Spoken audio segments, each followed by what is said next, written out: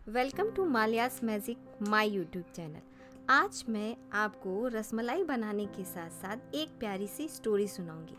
चलिए आप सुनते हैं प्यारी सी स्टोरी और बनाते हैं स्वादिष्ट सी रसमलाई। एक शहर में एक आदमी रहता था। वह बहुत ही लालची था। उसने सुन रखा था कि अगर संतों और साधुओं की सेवा करें तो वह बहुत ज़्यादा धनवान हो जाएगा। यह सोचकर उसने साधु संतों की सेवा करना प्रारंभ कर दी। एक बार उसके घर बड़े ही चमत्कारी संत आए। उन्होंने उसकी बहुत सेवा की और वो संत बहुत प्रसन्न हो गए।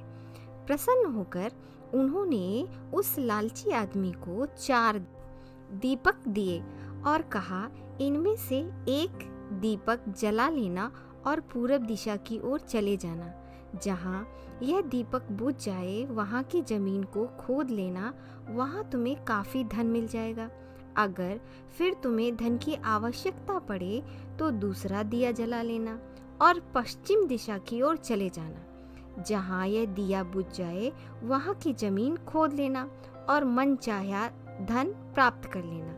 फिर भी अगर तुमको संतुष्टि ना हो तो तीसरा दिया जला लेना और दक्षिण दिशा की ओर चले जाना। उसी प्रकार दिया बुझने पर जब तुम वहाँ की जमीन खोदोगे तो तुम्हें बेशुमार धन मिल जाएगा। तब तुम्हारे पास केवल एक दिया बचेगा। उस लालची आदमी ने 3 दिए जलाने के लिए तुरंत सोच लिया और एक ही दिशा रह जाएगी। तुमने यह दिया ना जलाना है और ना ही इसे उत्तर दिशा की ओर ले जाना है। यह कहकर संत चले गए। लालची आदमी उसी वक्त उसने पहला दिया जलाकर पूरब दिशा की ओर चला गया। दूर जंगल में जाकर दिया बुझ गया। उस आदमी ने उस जगह को खोदा तो उसे बहुत ढेर सारे पैसों की एक गागर मिली। वह बहुत खुश हो गया। उसने सोचा कि इस गागर को फिलहाल यहीं रहने देता हूँ और फिर कभी लेकर जाऊँगा। पहले मुझे जल्दी से पश्चिम दिशा के धन को पा लेना चाहिए। यह सोचकर उसने दूसरा दिया जलाया और पश्चिम दिशा की ओर चल पड़ा। दूर उजाड़ स्थान में जाकर दिया बुझ गया। वहाँ उस आदमी ने एक जमीन खोदी। उसे सोने की मोहरें मिली और मोहरों से भरा एक घड़ा मिला।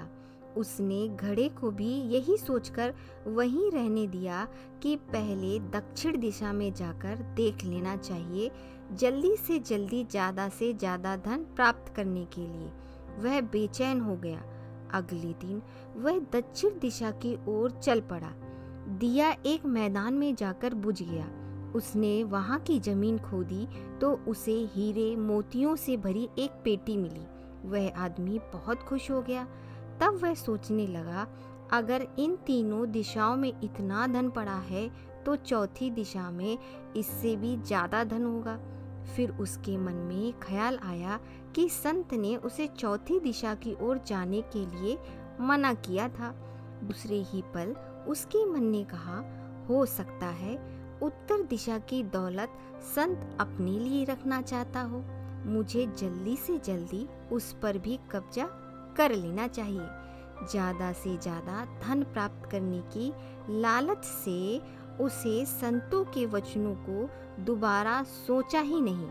अगले दिन उसने चौथा दिया जलाया और जल्दी जल्दी उत्तर दिशा की ओर चल पड़ा। दूर आगे एक महल के पास जाकर दिया बुझ गया। महल का दरवाजा बंद था। उसने दरवाजे को धकेला तो दरवाजा खुल गया। वह बहुत खुश हो गया।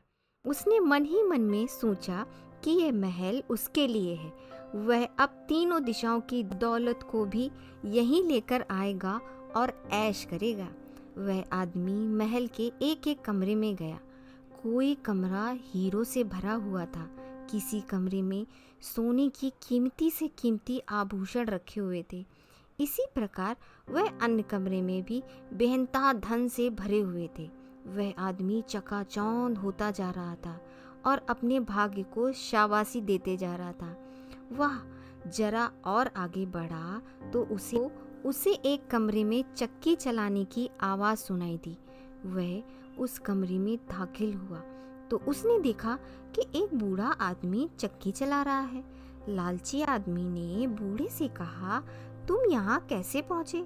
बूढ़े ने कहा, ऐसा कर ये जरा चक्की चलाओ, मैं सांस लेकर तुम्हें सारी कहानी सुनाता हूँ। लालची आदमी ने चक्की चलानी प्रारंभ कर दी। बूढ़ा चक्की से हट जाने पर ऊंची ऊंची हंसी हंसने लगा।